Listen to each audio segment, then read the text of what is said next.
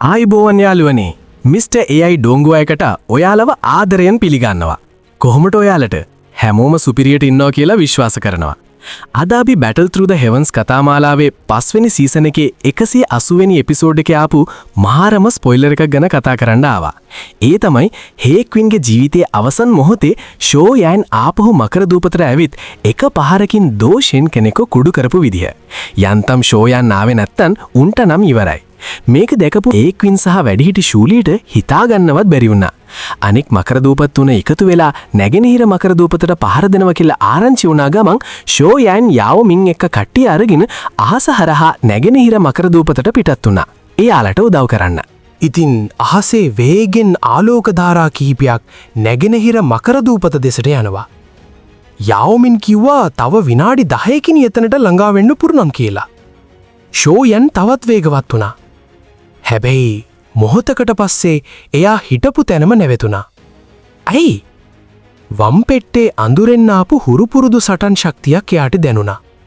ඒ වෙලාවෙම ඒ අඳුරේ ලොකු සටනක් ඇවිලමින් තිබුණා.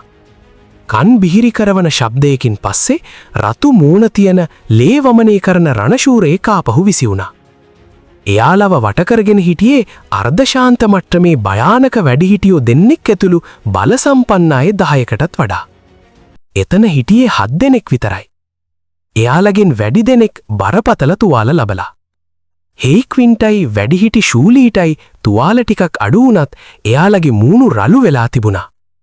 ඒ අය මුර සංචාරයකින් ආපහු එන ගමන් තමයි මේ ආරංචිය අහලා ආපහු යන්නේ ඉක්මන් වෙලා තියෙන්නේ. සතුරාට ඕන වුණේ එයාලව සම්පූර්ණයෙන්ම විනාශ කරන්න.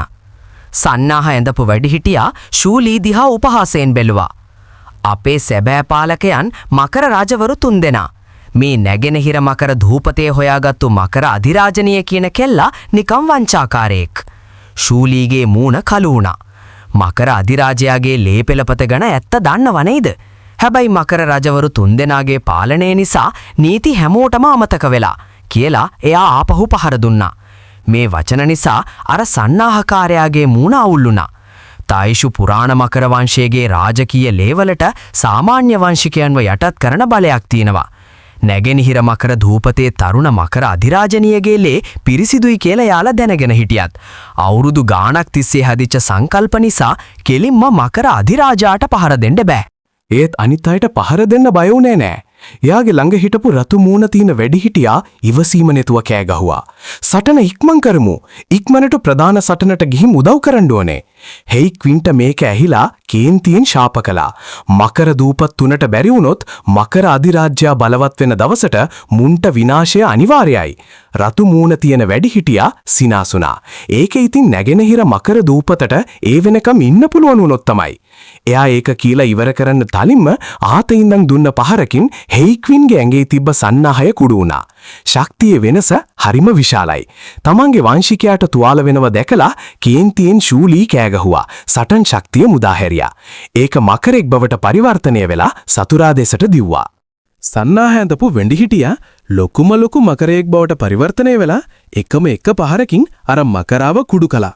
ඊට පස්සේ ශූලී එක්ක දරුණු සටනකට බැස්සා.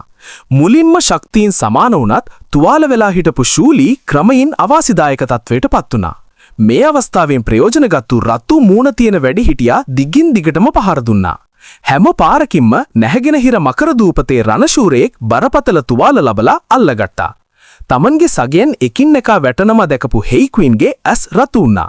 එයා මරණීය විදිහට කෑ ගහගෙන රතු මූණ තියෙන වැඩිහිටියා දිහා දිව්වා. රතු මූණ තියෙන වැඩිහිටියාට ඒක ගානක් නෑ. එයාගේ කොරපොතු වලින් වැහුණු අතින් දුන්න එක පාරෙන් හේයි ක්වින්ගේ අතේ ඇටකටු කුඩු වුණා. ලේ විසි වෙද්දි සැතපුම් දහස් ගණනක් ඈතට විසි වෙලා ගියා. බලය සම්පූර්ණයෙන්ම නැති වෙලා අවකාශයේ පාවෙවි වුණා. අර රතු වෙඩිහිටියා ගිහින් මැරෙන්න ඔන්න මෙන්න හිටපු හේයි ක්වින් දිහා සීතලෙන් බැලුවා. එයාගේ අත හේයි ක්වින්ගේ ඔළුවට තද කරා. මම මේ මල සිරුර මකර සොහනට දානවා. ඈත සටනේ හිරවෙලා හිටපු ශූලී කෝපයෙන් ගොරවලා මකර අධිරාජනීය ඔයාට කවදාවත් සමාව දෙන්නේ නැහැ කියලා අනතුරු ඇගෙව්වා. රතු මූණ තියෙන වැඩිහිටියා hina වුණා. මකර අධිරාජනීයට පුළුවන් වෙයිද මකර රජවරු 3 දෙනාගේ එකතු වුණු ප්‍රහාරයට උරුත්තු දෙන්න. තවමත් වෙව්වලමින් හිටපු හේක්වින් දිහා පහත් කරලා බැලුවා. මෙයාට කොන්දක් තියෙනවා. හැබැයි වැරදි පැත්ත තෝරගන්න කියලා කනගාටුවක් පෙන්නුවා. රතු මූණ තියෙන වැඩිහිටියාගේ මූණේ කුරිරු සිනහවක්. ජයග්‍රහණීය අන්තිමට මකර දූපත් තුනට. තමත් බොහෝ දෙනෙක් හේක්වින් එක්ක යාවි. එයා හිමින් අත තද කළා. හේක්වින්ගේ ජීවිතේ ඉවර කරන්න. ඒත් යාළුවනේ හරියටම ඒ මොහොතේ සීතල අතක් නිහඬවම රතු මූණ තියෙන වැඩිහිටියාගේ මූලුවට උඩින් වැටුණා. ඔයා හිතන්නේ කෝකද වේගවත්? මෙයාව කුඩු කරන එකද? නැත්නම් ඔයාගේ ඔළුව කුඩු කරන එකද? කියලා සංසුන් හැංගීම් විරහිත හඬක්. තත්පරෙන් මුළු සීන් එකම ෆ්‍රීස් වුණා. මේ අනපේක්ෂිත සිදුවීම නිසා අර රතු මූණ තියෙන වැඩිහිටියා මිදිලා ගියා. ඇස් වහගෙන මරණේ යනකන් හිටපු හේක්වින් එකපාරටම ඇස් ඇරියා. හුරුපුරුදු සිහින් රුවක් එයාගේ ඇස් ඉස්සරහා. ෂෝයන්ගේ චලනයන් කොච්චර වේගවත්ද කියනවනම් ඒක කාටවත් දැනුනේ නෑ. මොකද එයාට දැනුණා ඒ සැහැල්ලු අත්ල ඇතුලේ Tamanගේ හිස් කබල ක්ෂණිකව කුඩු කරන්න පුළුවන් භයානක බලයක් තියෙනවා කියලා. මේ අනපේක්ෂිත රුව දැකලා හේක්වින් මුරුන්ම කම්පණය වුණත් ෂෝයන්ව හඳුනාගත්තට පස්සේ එයාගේ ඇස් අවිශ්වාසයෙන් පිරුණා. එයාගේ ශරීරය සීමා වෙලා තිබුණත් රතු මූණ තියෙන වැඩිහිටියාගේ මොළය වේගයෙන් වැඩ කළා. මේ අద్භූත රූපය තේරුම් ගන්න උත්සාහ කළා. එයා උතුරු මකර දූපතේ ගෞරවනීය වැඩිහිටි හුවෂාන් කියලා හඳුන්වලා දුන්නා. දූපතේ කීර්තියෙන් ෂෝයන්ව බය කරන්න හැදුවා. හැබැයි ෂෝයන් ගණන් ගත්තේ නැහැ. සංසුන් ස්වරයකින් අනකලේ අල්ලාගෙන ඉන්න හේක්වින්ව නිදහස් කරන්න කියලා. වැඩිහිටි හුවෂාන් ඉක්මනින්ම ගණන් බැලුවා. පැනලා යන්න අවස්ථාවක් ගන්න දෙපැත්තෙන්ම හේක්වින්ව නිදහස් කරන්න ඩීල් එකකට එන්න හැදුවා. බෙල්ල මිරිකිලා හිටපු හේක්වින් ෂෝයන් මංගණි හිටන්න එපා මේ අර්ධ ශාන්තයාව මරලා දාන්න උසස් මට්ටමේ විශේෂඥයෙක් වෙනුවෙන් මගේ ජීවිතය දෙන එක ලාභයි කියලා කෑ ගැහුවා. මේක ඇහිලා වැඩිහිටි හුවෂාන්ගේ මරණීය චේතනාව වැඩි වුණා. ඒත් ඔළුවට උඩින් තියෙන අතට බයයි. ආපහු හුවමාරුව ගැන කිව්වා. පුදුමයකට ෂෝයන් ඒකට කැමති වුණා. වැඩිහිටි හුවෂාන් ඉක්මනින්ම ගණන් කළා.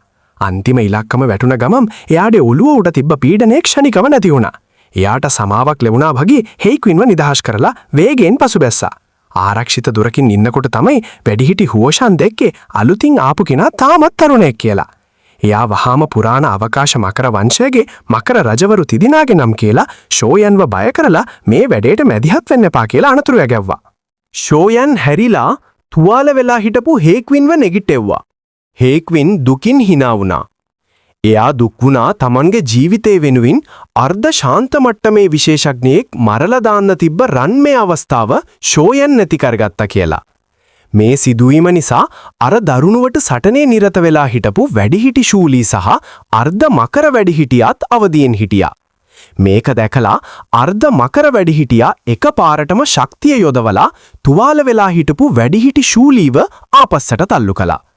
එයාගේ තියුණු බැල්ම ෂෝයන් මත වැටිලා එයාත් අනතුරු ඇගෙව්වා. වැඩිහිටි ශූලී මේ අවස්ථාවෙන් හුස්ම ගත්තා. මේ අලුතින් ආපු කෙනා ෂෝයන් කියලා දැක්කට පස්සේ එයා පුදුම වුණා. ඊට පස්සේ එයාගේ මූණ ටිකක් වෙනස් වුණා. එයා ඉක්මනටම ෂෝයන් ළඟට ඇවිත් හේක්වින්ව අරගෙන වහම පලා යන්න. මම මෙතන ඉඳලා එයාලව ආවරණය කරන්නම් කියලා කෑ ගැහුවා. ඔන්න දැන් එයාලා පැනලා යන්න හදනවා දැකලා වැඩිහිටි හුවෂාන්ගේ කටහඬත් සැර වුණා. මේක තමයි ෂෝයන්ට දෙන අන්තිම අවස්ථාව කියලා කිව්වා. ඉතින් ෂෝයන් ඒකට කේන්තියෙන් එයාලට බැනවැදුනා. මධ්‍යම මට්ටමේ බෑන්ෂන් පවා මගේ ඉස්සරහා මෙච්චරක් ආඩම්බර වෙන්න දාවේ. ඉතින් එයා ඒක කියන්නත් කලින්ම ෂෝයන් ඒ තනින්ම අතුරුදහන් වුණා.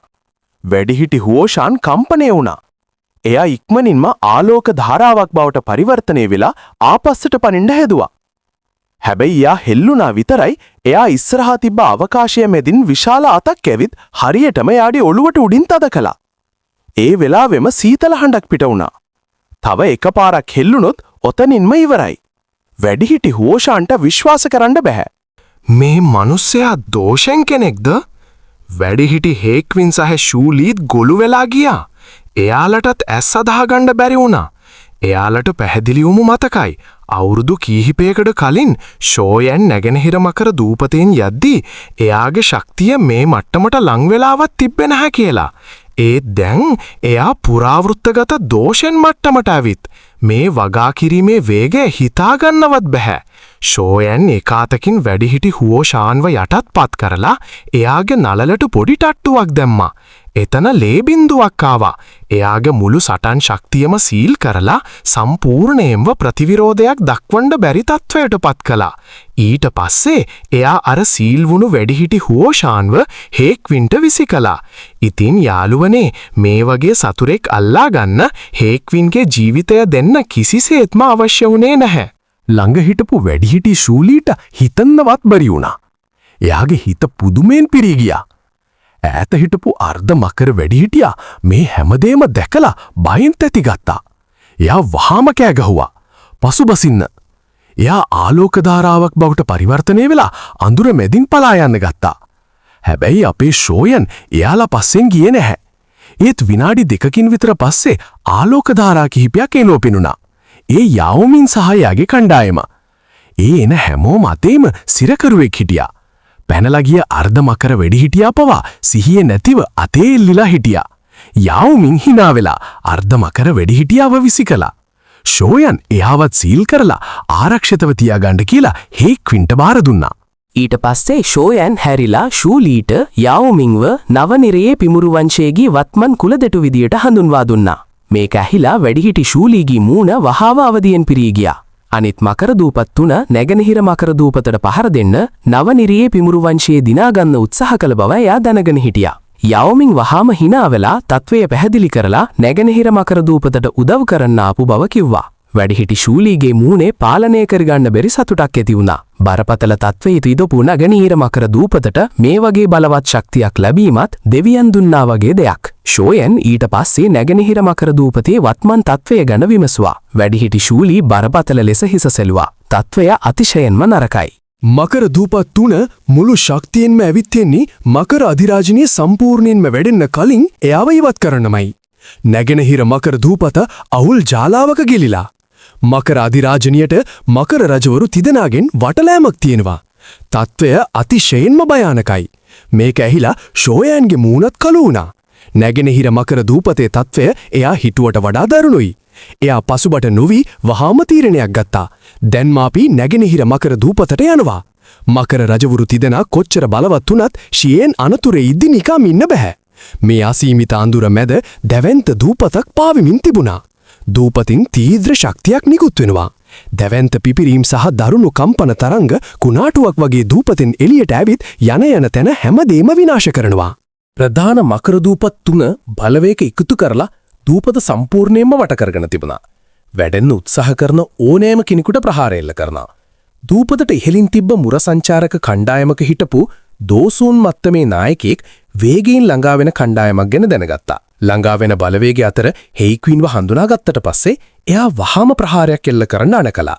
ඝන ඩූචි කදම්බ තොගයක් ආලෝක කණ්ඩායම දෙසට වෙඩි තැබ්බුවා. හැබැයි ඒ ශක්ති කදම්බ පහර දෙන්න ලං වෙද්දි සංසුන් හඩක් පිට වුණා. සියලුම ප්‍රහාර ක්ෂණිකව පිපිරුණා. ඊට පස්සේ මුර සංචාරක කණ්ඩායමට පුපුරුවා හැරිය නොහැකි බලවේගයක් නිකුත් වුණා. නායකයා හැර අනිත් හැමෝම විසි වෙලා ගියා. දිවි ගලවාගත්තු ඒ බලවතා පයෙන් කෑ ගැහුවා. කවුද එතන? ආලෝකයේ නැති වෙද්දි ෂෝයන්ගේ රුව හෙළි වුණා. ෂෝයන් එයාව ගණන් ගත්තේ නැහැ. යාගේ බැල්ම කෙල්ලින්ම නැගෙනහිර මකර දූපත දෙසට යොමුුණා.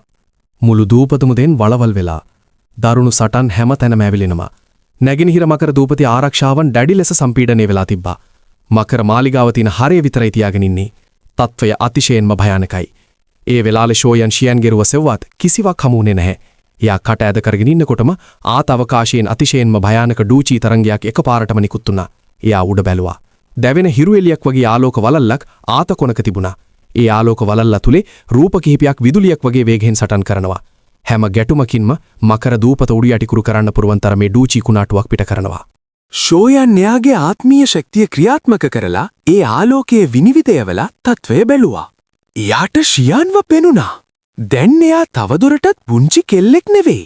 කළු රන් සන්නාහ ඇඳපු උස සිත්තද ගන්නාසුළු රූමත් තරුණියක්. එයා දිග හෙල්ලක් කරගෙන බලවත් මැදිවිය මිනිස්සු තුන්දෙනෙකුට එරෙහිව තනියම සටන් කරනවා. ෂෝයන්ට තේරුණා මේ තුන්දෙනාටමයි මකර රජවරු තුන්දෙනා. එයාලා හැමෝම තරු තුනේ දෝෂෙන්ලා. ෂියන්ගේ ශක්තිය එයාගේ මකර ෆීනික්ස් ශරීරය නිසා ගොඩක් වැඩි වෙලා. එතන එයා විස්මිත හැකියාවක් පෙන්නලා විරුද්ධවාදීන් 3 දෙනෙකුට එරෙහිව අවාසියක් නැතිව සටන් කළත් එයා තවම අලුතෙන් මකර ෆීනික්ස් කෙනෙක් වුණා විතරයි.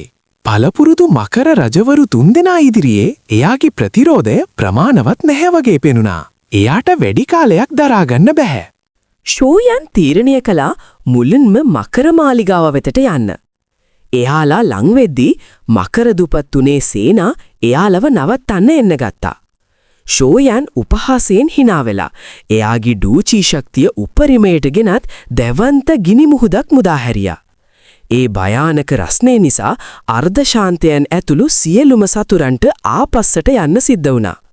එයා අතවනලා හැමෝම ගිනි පලෙහකින් වට කරගෙන ගිනි මුහුද මැදින් ඉක්මනින්ම ගිහින් මකර මාලිගාවට ඉහළින් එකවරම පෙනී හිටියා. හොඳයි නේද යාළුවනේ? තව කොටසක් ගේන්නම්. එහෙනම් channel එක subscribe කරලා set වෙමු. තව එකක් බලන්න. See you.